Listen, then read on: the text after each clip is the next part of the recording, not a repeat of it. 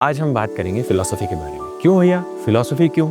Cat में तो VRC DLR और कौन सा आता है ना। तो देखो दोस्त, ऐसा है कि वीआरसी सेक्शन में यूजुअली एक फिलोसफी का पैसेज तो आ ही जाता है, जहाँ पे 16 नंबर बड़ी आराम से मिल सकते हैं। वहाँ मोस्ट बच्चे डर जाते हैं। अब डर इसलिए जाते हैं क्योंकि उनको फिलोसफी के कॉन्सेप्ट समझ नहीं आते। अब जहाँ पे बाकी बच्चे डर रहे हैं, यही तुम्हारे पास मौका है उनको आउट परफॉर्म करने का। This is where I come into the picture. I have created a 5 video series for you, and if you watch this series completely, you will easily be able to solve the philosophy ka RC that will come in thread. This video is about the third branch of philosophy, epistemology.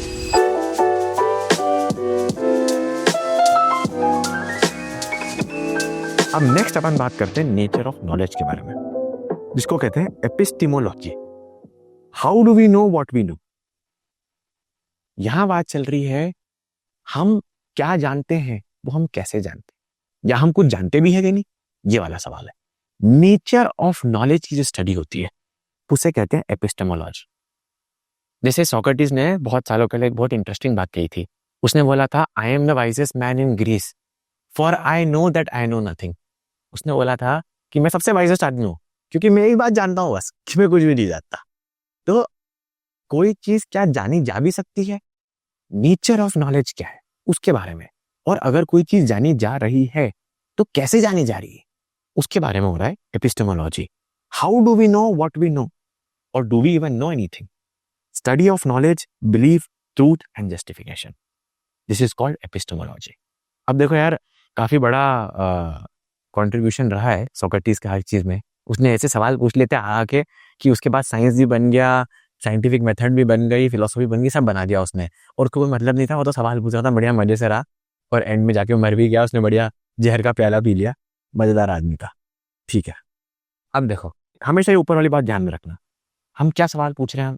अब हम morality के सवाल नहीं पूछ रहे, अब हम reality के सवाल नहीं पूछ रहे, अब हम सवाल पूछ रहे हैं नॉलेज के। क्या जाना जा सकता है, कैसे जाना जा सकता है, इस चीज को जानने के पीछे का मैकेनिज्म क्या है, इस तरह के सवाल। ठीक है, सबसे पहला सवाल है empiricism. Empiricism is a very important concept, और तुमने मैथमेटिक्स में पढ़ा होगा और तुमने बहुत शब्द सुना होगा इंपेरिसिज्म। इंपेरिकली ऐसा होता आया है। इंपेरिकली मतलब ऐसा होता आया है, यही होता है इंपेरिकली।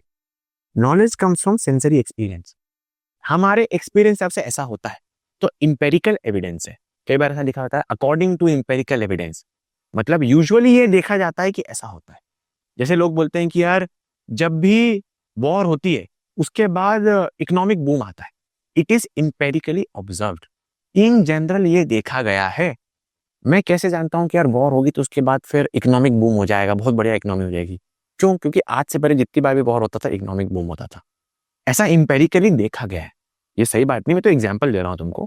वॉर के बाद इकोनॉमी डिस्ट्रॉय हो जाती है, मैं तो एग्जाम्पल दे रहा हूँ कि यार ऐसा हुआ था और हर बार ऐसा होता आया है, तो इंपेरिकली ये चीज सही है। We know this because empirically this is true. हम ये बात जानते हैं क्योंकि हमारे एक्सपीरियंस से हमको ये पता चला है कि जब भी ये होता है तो वो तो होता ही है। तो दिस इज कॉल्ड एम्पिरिसिज्म। ठीक है, एक्चुअली है ना, एम्पिरिसिज्म का बहुत बड़ा रोल है साइंस के फॉर्मेशन में। साइंस जो है ना, वो एम्पेरिकल चीजों को ही टेस्ट करने से स्टार्ट होती है। मैं तुमको एक हाइपोथेटिकल एग्जांपल देता हूँ। मैग्नेटिज्म कैसे डिस्कवर किया गया होगा? कोई एक स्पेसिफिक टाइप की रॉक मिली होगी जो मैग्नेटिक रॉक होती है, वो मैग्नेटिक रॉक खुद से चिपक रही थी। किसी ने बोला कि यार मैं एम्पेरिकली बोलता हूँ जो इस टाइप की रॉक होती है ये खुद से चिपकती है, बट कोई और टाइप की रॉक खुद से नहीं चिपकती है। तो एम्पेरिकली ये इससे अलग है। ये कैसे अलग है, क्यों अलग है? उसी सवाल को क्वांटिफाई करने की कोशिश में मैग्नेटिज्म बनाया गया, मैग्नेटिज्म की थ्योरी बनाई गई। तो इस तरह से काम चलता है बेसिकली। तो एम्पेरिज्म ये बोलता है हम एक्सपीरियंस से चीजों को देखते हैं, और चूंकि एक्सपीरियंस ऐसा हुआ है इसलिए वापस से होगा। नेक्स्ट है इससे अलग रैशनलिज्म। रैशनलिज्म बोलता है कि यार knowledge comes from reason and innate ideas. तुम्हारे अंदर आइडिया है, तुम चीजों को समझते हो, तुमने रीजन लगाया, तुमने लगाया कि यार ये मैग्नेट क्यों चिपक पा रहा है, क्योंकि इसके अंदर आयरन है, और आयरन का भी ऐसा स्ट्रक्चर है कि उसके जो सारे एटम्स है वो एक तरीके से अलाइंड है, और वो इस तरीके से अलाइंड है कि जो उनका जो इलेक्ट्रॉनिक स्पिन है, उस इलेक्ट्रॉनिक स्पिन से ये मैग्नेटिज्म की प्रॉपर्टी इमर्ज हो रही है। तो ये सब सारी बातें बता के, साइंटिफिक बातें बता के तुम क्या कर रहे हो? तुम रैशनल दे रहे हो, तुम रीजनिंग दे रहे हो। तो वो उसी चीज को अपन रैशनलिज्म कहते हैं। क्या आइडियाज होते हैं, लॉजिक होते हैं, वहां से आती है अंडरस्टैंडिंग। ठीक है, knowledge comes from reason and innate ideas. ठीक है, स्केप्टिसिज्म, अपन ने पहले भी स्केप्टिज्म वर्ड देखा था। स्केप्टिज्म जो है ना, वो है एब्सोल्यूट अग्रेसिव क्वेश्चनिंग। वो डाउट करने लगता है कि क्या हम कोई चीज जान भी सकते हैं, क्या हम किसी चीज को जान सकते हैं कि नहीं जान सकते। बहुत ही प्रफाउंड आइडिया है स्केप्टिसिज्म का, ये डेविड ह्यूम ने दिया था। एक्चुअली है ना, तुम इस बात को जाके आराम से और डिटेल में समझ सकते हो। स्केप्टिसिज्म बेसिकली बोलता है कि हम कुछ भी नहीं जान सकते, और बहुत वैलिड रीजनिंग है उनकी, बहुत वैलिड रीजनिंग है कि यार हम कुछ भी कभी भी नहीं जा सकते। देखो, ये जो आइडिया है इसके अपन ज्यादा डिटेल में नहीं घुसेंगे क्योंकि इसको समझाने में बहुत टाइम लगेगा। बट बेसिकली आइडिया क्या होता है स्केप्टिसिज्म का, कि वो डाउट करता है हर चीज को।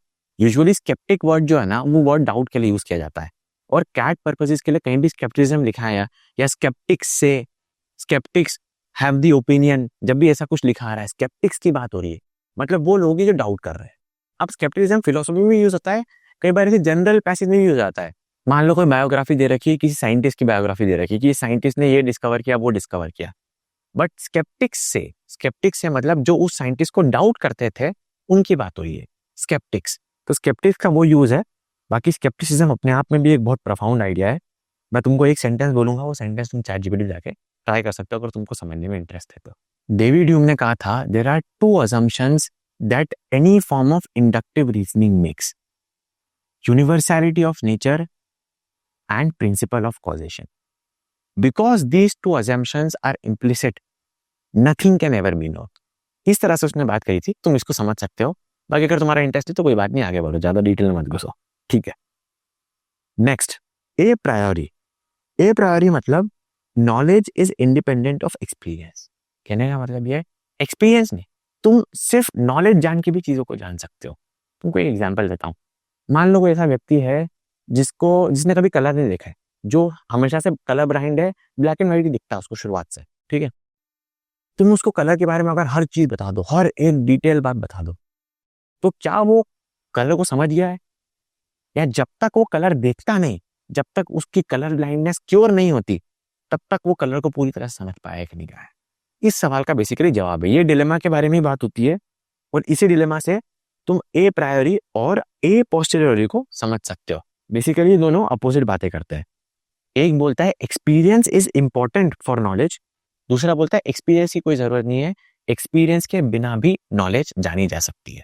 सिंपल सा सवाल है, उसी सवाल के बीच में दोनों डांस कर रहे हैं। सवाल यही है कि यार कोई आदमी है जिसको हमेशा से ब्लैक एंड व्हाइट दिखता था, उसको कलर के बारे में सब पता है पर उसने कभी ब्लैक एंड व्हाइट देखा नहीं। उसको अगर उसकी आंखों का ऑपरेशन कर दिया जाए, उसको कलर दिखा दिया जाए, तो क्या कलर देखने के बाद उसकी नॉलेज बढ़ी है कि सेम टू सेम है? अगर सेम टू सेम नॉलेज है तो एक्सपीरियंस से नॉलेज का कोई लेना देना नहीं है। बट अगर नॉलेज बढ़ गई है तो experience is dependent upon knowledge. तो ये आइडिया होता है ए प्रायोरी और ए पोस्टीरियोरी के बारे में। अब ये जो टर्म है ना, ये टर्म बहुत कम यूज करे जाते हैं, टर्म इतने इंपॉर्टेंट नहीं है, तुमको आइडिया समझते आना चाहिए। Is knowledge dependent upon experience और not? That is the question.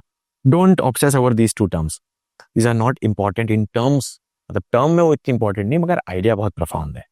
ठीक है, जस्टिफाइड ट्रू बिलीफ। अब ये भी काफी लंबा चौड़ा आइडिया है, ये प्लेटो ने दिया था, प्लेटो सोक्रेटिस का स्टूडेंट था। Classical definition of knowledge, belief plus truth plus justification. तो उसने बेसिकली पूछा कि नॉलेज क्या होता है, हम कोई चीज जानते हैं कि नहीं जानते हैं, ये कैसे पता चलेगा? तो प्लेटो ने बोला था कि 3 चीजें लगती हैं उसके लिए। एक बिलीफ लगती है, मैं बिलीव करता हूं कि ये चीज सही है, प्लस ट्रूथ, वो चीज एक्चुअली ट्रू भी होनी चाहिए, और मेरे पास उसका जस्टिफिकेशन होना चाहिए। अगर मैं कोई चीज बिलीव करता हूं, मैं बिलीव करता हूं ये पेन वाइट है, ये पेन एक्चुअली वाइट है, और मैं जस्टिफाई कर सकता हूं कि ये पेन क्यों वाइट है, तो मैं नॉलेज रखता हूं उसके बारे में। मतलब belief plus truth plus justification, all these 3 things are required, तभी मैं बोल सकता हूँ कि मैं किसी चीज के बारे में नॉलेज रखता हूँ। अब मान लो ट्रूथ नहीं है, मुझे नहीं मालूम, मेरे को लगता है कि यार ये पेन ब्राउन है, मेरे को बिलीफ है कि ये पेन ब्राउन है, मैं जस्टिफाई भी कर दूंगा मुझे भी उल्टा सीधा कि ये ब्राउन है, पर वो ट्रूथ नहीं है, तो I am not knowledgeable about the colour of the pen. However if it is the truth and I can justify the truth, क्योंकि सही बात है ना, अब किसी ने कोई चीज याद कर ली और जस्टिफाई नहीं कर सकता, क्या इसका मतलब है कि वो नॉलेजेबल है? कोई चीज ऐसे रट लिया, याद कर लिया, और वो जस्टिफाई नहीं करेगा तो वो नॉलेजेबल नहीं है, सीधी सी बात है। तो मुझे बिलीफ भी होना चाहिए, वो चीज ट्रू भी होनी चाहिए, और मैं उसको जस्टिफाई भी कर पाऊं, तो वो चीज होती है classical definition, justified true belief. ये भी टर्म ज्यादा इंपॉर्टेंट नहीं है, तुमको तो मेन कॉन्सेप्ट को समझना है कि यार 3 चीजों का कॉन्सेप्ट होता है जो नॉलेज को क्रिएट करता है, ऐसा प्लेटो का कहना था। ठीक है, नेक्स्ट है रिलेटिविज्म। रिलेटिविज्म वही रिलेटिविज्म है, उसी आइडिया को आगे एक्सपांड कर दिया जा रहा है। देखो रिलेटिविज्म एक आइडिया है, उसको मॉरली भी इंटरप्रेट किया जा सकता है कि यार मॉरल्स आर रिलेटिव, कोई बोलता है ये सही है, कोई बोलता है वो सही है, क्या सही मैं कैसे मान लूं, ये होता है मॉरल रिलेटिविज्म। एक हो सकता है परसेप्शन का रिलेटिविज्म, मेटाफिजिकल रिलेटिविज्म, कि यार जिस तरह से मैं दुनिया को देखता हूँ दुनिया उस तरह से चेंज हो जाती है, सब कुछ रिलेटिव है, वो भी एक तरीका है। तीसरा हो सकता है तुम्हारा नॉलेज का रिलेटिविज्म, कि यार ट्रूथ डिपेंड्स, सत्य क्या है वो डिपेंड करता है पर्सपेक्टिव या कल्चर पे। किसी के लिए कोई चीज सत्य है, किसी के लिए कोई चीज सत्य है। जैसे फॉर एग्जाम्पल कोई है जो बहुत रिलीजियस आदमी, वो बिलीव करता है गॉड एग्जिस्ट करता है, तो may be God exist for that person. तो ये रिलेटिविज्म कहता है, बेसिकली वही इंटरप्रिटेशन है, एपिस्टेमोलॉजिकल इंटरप्रिटेशन है उसी रिलेटिविज्म के आइडिया का। ठीक है, foundationalism, knowledge rest on indubitable basic beliefs. ये रेने डिकार्ट नाम के बंदे ने बोला था। बेसिकली ये बोल रहा था जो भी नॉलेज है ना वो कुछ ऐसी बेसिक बिलीफ्स होती हैं उससे फॉलो करके बनता है। अब उसकी खुद की कुछ बिलीफ्स थी, उसने भी कुछ बिलीफ्स दी होंगी, या फिर तुम्हारी कुछ बिलीफ्स तुम लगा लो और उसके ऊपर ऊपर नॉलेज बनने की कोशिश करती है। तो एक फाउंडेशन होती है हर नॉलेज की, ऐसा रेने डिकार्ट्स कहने की कोशिश कर रहा था।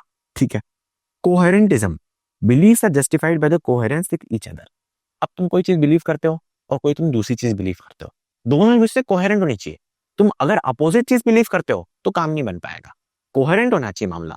ठीक है, तुम कुछ बिलीव करते हो, बिलीव करो, मैं कुछ बिलीव करता हूँ, बिलीव करता हूँ, पर अगर तुम 10 चीजें बिलीव करते हो, मैं 10 चीजें बिलीव करता हूँ, हम दोनों आपस में कॉन्ट्रडिक्ट करे चल जाएगा, कोई दिक्कत नहीं, we are different people. But तुम अगर 10 चीजें बिलीव करते हो वो आपस में कोहेरेंट नहीं है, तो कहीं ना कहीं तकलीफ है। What ever you believe should be coherent with each other, should go along with each other, एक दूसरे को वो कॉन्ट्रडिक्ट नहीं करना चाहिए। ठीक है, प्रैग्मेटिज्म, प्रैग्मेटिज्म बेसिकली बोलता है प्रैक्टिकलिटी।